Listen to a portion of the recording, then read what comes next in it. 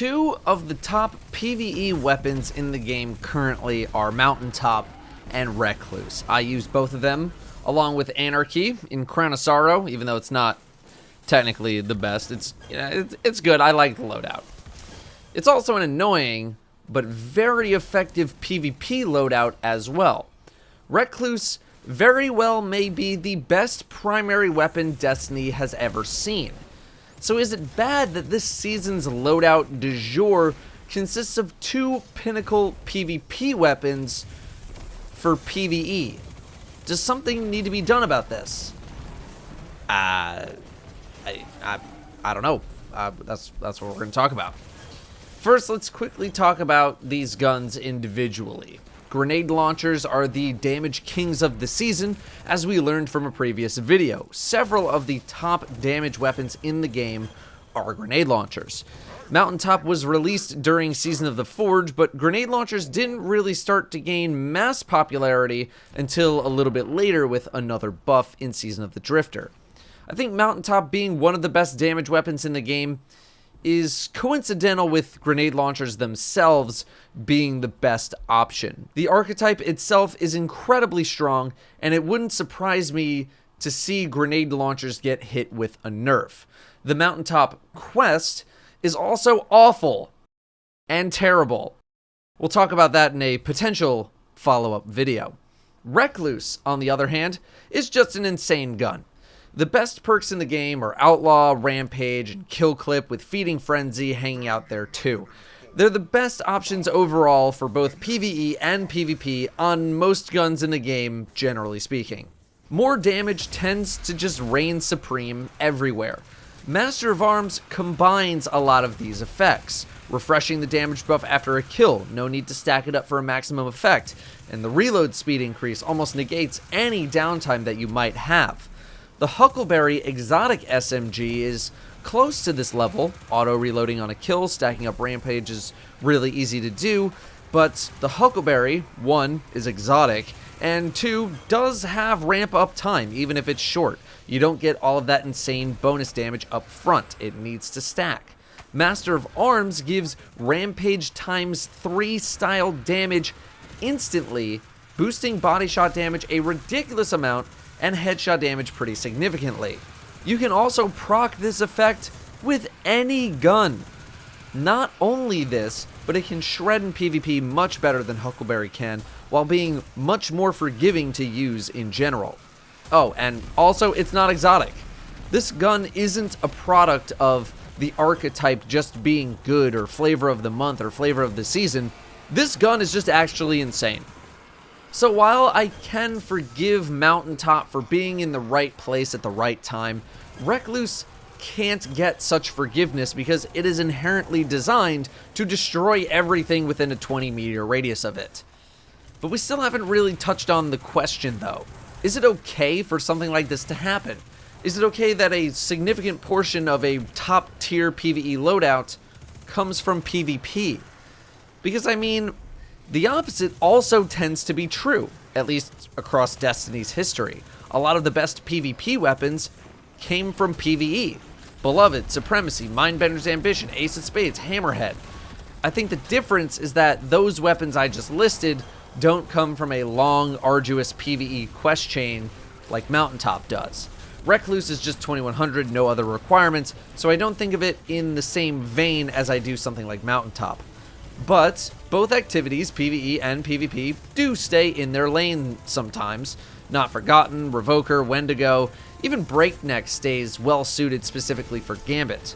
Destiny has always been about taking your weapons anywhere for any activity, regardless of where you got them. I think the issue is not that these top tier weapons are just out of reach for the average player, but rather they're on the opposite side of the gameplay spectrum. I don't think there's anything wrong with top tier weaponry coming from really difficult challenges. I think the best stuff should come from the most difficult content. So with that argument, I don't see a problem whatsoever.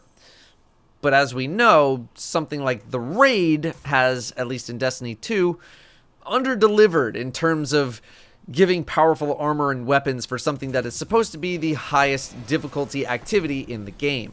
Oftentimes we'll see 1 or 2 weapons out of one raid be a highlight, and that's really about it, at least as of recently. Weapons are either good or bad because of their role, and few reasons otherwise. I think people would prefer if activities stay in their lane with their rewards. The fact that these 2 Pinnacle weapons happen to also be the best weapons in PvE isn't really that outrageous. It's more of a coincidence that grenade launchers are really good right now, and that Recluse was released when it was. It's also pretty difficult to make weaponry that is only good in the activity that it comes from across so many archetypes. Revoker is a good example of a gun that has way more value in PvP than it does PvE. Wendigo is a good example of the opposite. Orbs of Light are everywhere in PvE and not as frequent in PvP, plus it's a power weapon. Recluse, on the other hand, is just a pure damage boost, which is always valuable no matter what. Not Forgotten is an example of a gun that excelled in PvP, but still had some value in PvE because of its very conditional damage boosting effects. Part of the frustration surrounding these weapons is likely due to the lackluster Vanguard-based Pinnacle weapons. Oxygen SR3 is definitely one of the weakest Pinnacle weapons we've ever gotten. Part of that is because scout rifles are just really not that good and haven't been, and part of it is because of the perk set on the gun. Dragonfly isn't a super high damage boost and is only situationally good. Granted, the difficulty of getting it certainly matches its power. The Vanguard Pinnacles are pretty simple to acquire. The season before gave Loaded Question, which at the time was nothing really spectacular due to the state of fusion rifles, but nowadays Loaded Question is pretty great, especially with the ubiquity of auto reload effects in the game and the substantial fusion rifle buff that happened in Season of Opulence. Mainly that. Its damage is now on par with just spraying shotguns at everything in sight, and fusions are a pretty fun weapon to use. And Wendigo, while maybe not the best option, is still an incredibly good one because it's a grenade launcher. Gambit has been hit and miss. Breakneck is the most underrated of the Pinnacle weapons in my opinion, with Rampage Stack's increasing rate of fire. This thing can shred. This is Recluse, but actually under control. If it weren't for auto rifles just being a joke for months now, I think this would have a bit more use. It's great in Gambit, it's great for solo play, really underrated weapon. But it's not insane, so who really cares? Delirium isn't too bad, but it's not a game changer, and Hush, well, not much to be said there. Do I think Recluse and Mountaintop will get nerfed in some way? This season? No, probably not. We don't know just yet what will be happening in Shadowkeep with our weapons and armor. At least I don't think we do. Not actually sure. If they're going to be stuck at 750 or if we can keep bringing them up. If our stuff comes with us, I think Recluse individually gets hit by Master of Arms getting nerfed, and I think grenade launchers in general will probably see a 10, maybe 15% damage nerf in PvE.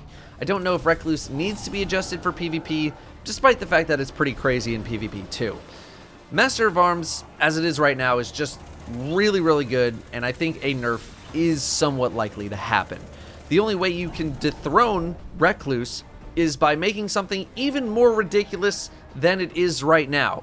And then to dethrone that weapon, you need to make something more ridiculous, and so on, you get it. The power creep potential on this gun is really high, so just don't be surprised if it gets an adjustment in the next few months. So far, I don't think this is really a trend, as it's the first time that we've had something like this in the current era of Destiny. Right now, I'm going to chalk up Mountaintop and Recluse being more of a timing issue, but if this continues into the future, we might need to see some adjustments. How are we feeling about this? Is this a problem? Or are we just enjoying the meta of this season? Let me know how you guys feel. Thank you very much for watching. I'll see you next time.